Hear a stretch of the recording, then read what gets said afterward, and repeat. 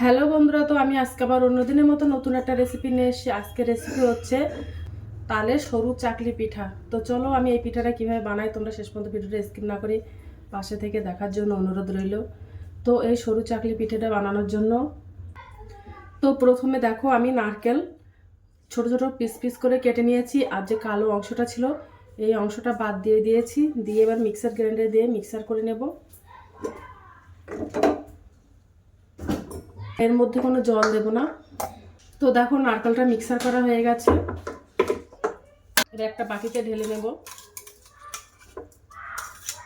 এর আমি এক বাটি সুজি নিয়েছি, এতে 150 গ্রাম মতো সুজি আছে। তো ওটা মিক্সার গ্রাইন্ডারে দিয়ে মিক্সার করে নেব।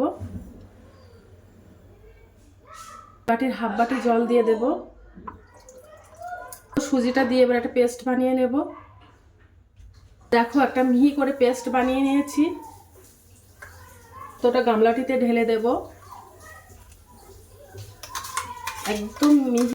এবার ওর মধ্যে একটু লবণ দিয়ে দেব। নারকেল কোড়াটা নিয়েছিলাম, নারকেল কোড়াটা দিয়ে দেব। আর নারকেল কোড়াটা দিলে কিন্তু খেতে কিন্তু হেবি সুন্দর লাগে, তার জন্য নারকেল কোড়াটা দিয়েছি। আর দেখো এই বাটির আমি হাফ বাটি তালের কাত দিয়ে দেব। তো ওটা দিয়ে দেব। বেশি তালের কাতটা দিয়ে দিলে প্যানে কিন্তু আটকে যাবে আর পিঠাগুলো ভালো হবে না। আর দেখো 50 গ্রামের মতো চিনি দিয়ে দেব। চিনিটাও অল্প পরিমাণে দেব, খুব বেশি দিলে। আমি 2 চামচ চালের গুঁড়ো দিয়ে দেব।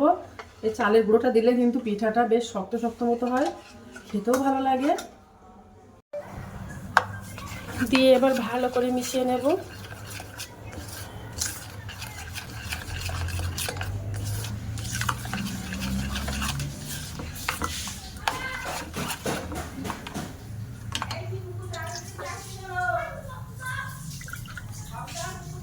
ওর মধ্যে আরেকটু জল দিয়ে দেব,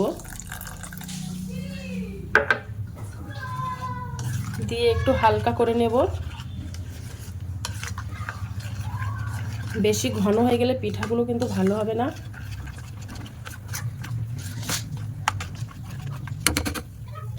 একটু ফুড কালার দেবো দেখতে ভালো লাগার জন্য, তোমরা চাইলে এটা স্কিপ করতে পারো।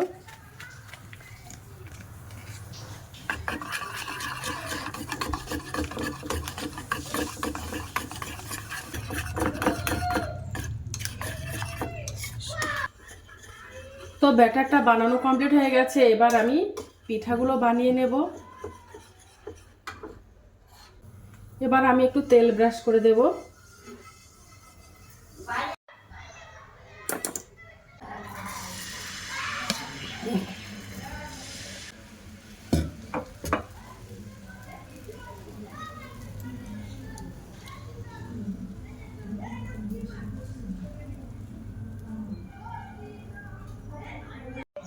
তো দেখো এটাও হয়ে গেছে। আর ব্যাটারটা কিন্তু আমি একদম হালকা করে নিয়েছি। হালকা করে নিলে একদম পিঠাগুলো কিন্তু ভালোভাবে উঠে যায়। তো এইভাবে ভাজ করে দেব, এইভাবে দিয়ে দেব। তো দেখো পিঠাগুলো সব বানানো কমপ্লিট হয়ে গেছে। এখন একটু গরম আছে বলে একটু নরম মতো লাগছে, কিন্তু যত ঠান্ডা হয়ে যাবে তত কিন্তু খেতে আরও ভালো লাগবে, আরও শক্ত হয়ে যাবে। তো দেখো পিঠাটা বানানো কমপ্লিট হয়ে গেছে, কত সুন্দর হয়েছে। তো আজকের দিনের মতো ভিডিওটা শেষ করছি। তো টাটা বাই বাই, সবাই ভালো থাকবে, সুস্থ থাকবে। আগামী দিন আবার একটা নতুন ভিডিও দেখা হবে।